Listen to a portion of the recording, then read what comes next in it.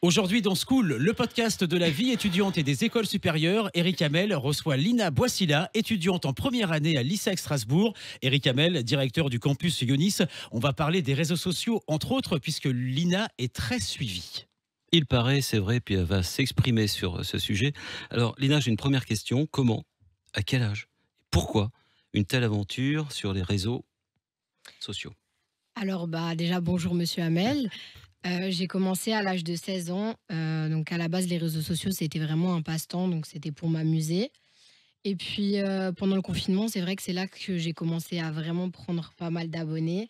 Je m'ennuyais, je faisais des vidéos un peu drôles pour m'amuser. Et c'est à ce moment-là que c'est devenu sérieux, que j'ai eu des marques qui sont venues me contacter Mhm. et que voilà, c'est devenu plus sérieux. J'ai Voilà. pas entendu combien, la communauté? Alors, sur Instagram, 32 000 et sur TikTok, 180 000. Waouh! Quel est votre pseudo? It's Bailey. C'est vrai que j'ai décidé de ne pas mettre mon prénom Ouais. déjà pour plus tard, pour mon métier de plus tard, Mhm. et parce que je préférais un nom que j'invente, voilà, qui sortait un peu de mon univers de tous les jours. Qu'est-ce que ça peut faire d'être, en termes de regard des autres étudiants, d'être influenceuse à l'ISEG? Alors à l'ISEC, franchement, je le vis bien. C'est Mhm. vrai que c'est une école qui est très ouverte. On peut parler un peu avec tout le monde, il n'y a pas de différence. Mais c'est vrai qu'au lycée, c'est un peu plus compliqué. Quand on est avec des... Quand j'étais plus petite, c'est vrai qu'il y a toujours un regard un peu méchant, qu'on porte de la jalousie. Mais à l'ISEG, franchement, je le vis très très bien et c'est un plus en fait. Quelle est l'appellation qu'on pourrait mettre par rapport à cette nouvelle passion ou cette passion, Lina? Influenceuse? Créatrice de contenu? Alors Ou instamagreuse? moi, j'aime pas trop le terme influenceuse parce que je me trouve pas influenceuse, mais je préfère créatrice de contenu si on doit mettre un mot, Hein. créatrice de contenu. Entre influenceurs, est-ce qu'il y a du mépris? Il y a une guerre? Il y a une Bah, guerre c'est des vrai, photos? Une guerre des marques? Une guerre, non? c'est vrai que d'un point de vue extérieur, on a l'impression que les influenceurs entre eux sont souvent, on va dire qu'ils sont souvent soudés, qui s'aident, mais c'est pas trop le cas. C'est pour ça que, à part Rémi et Maëlys aussi, j'ai eu d'autres occasions d'être avec des personnes, on va dire plus, enfin avec une grosse communauté Ouais. aussi, et ça m'a Mmh. pas plu l'ambiance qu'il y avait. Donc voilà, après on apprend comme ça aussi.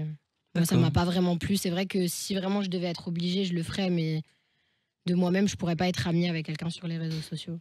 Quelles sont, vos collaborations aujourd'hui en termes de marques, de Alors produits? aujourd'hui, j'ai la chance de collaborer avec deux marques avec lesquelles de base je faisais mes commandes du coup sur leur site internet. C'est mes marques préférées, donc Mmh. Boo, Pretty Little Thing.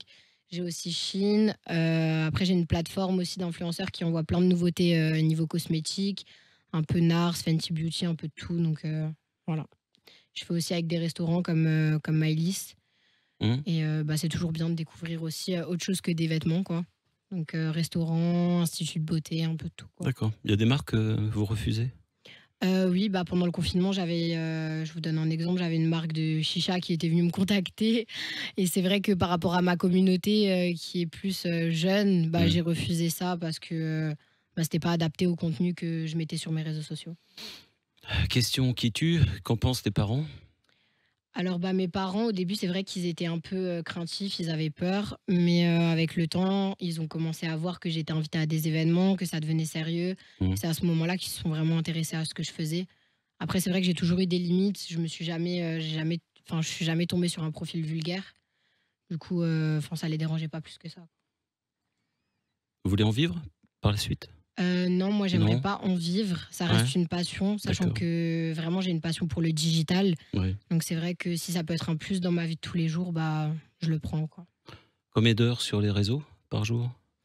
Alors par jour, je pourrais pas vous le dire, mais je pense franchement 4 5 heures.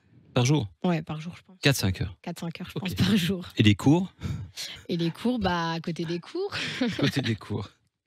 À côté des cours, le soir chez moi, le week-end un peu plus de temps. Ouais. Et voilà. Ouais, voilà, donc quelle est la marque qu'on pourrait mettre en avant aujourd'hui? Alors Votre marque préférée? moi j'ai choisi des marques de Strasbourg. Déjà Nico Beauty Concept. Ouais. Donc c'est un institut de beauté qui fait un peu de tout, coiffure, avec lequel je collabore depuis maintenant 2 ans. Et aussi un restaurant que j'adore sur Strasbourg, où j'ai la chance de manger souvent la Marseillaise, place Mmh. Broglie. D'accord. Voilà. Une photo réussie, c'est quoi? Alors pour moi, une photo réussie, c'est déjà une photo où il y a une belle luminosité, Ouais. ou avec un bon cadrage, on voit bien. Et voilà.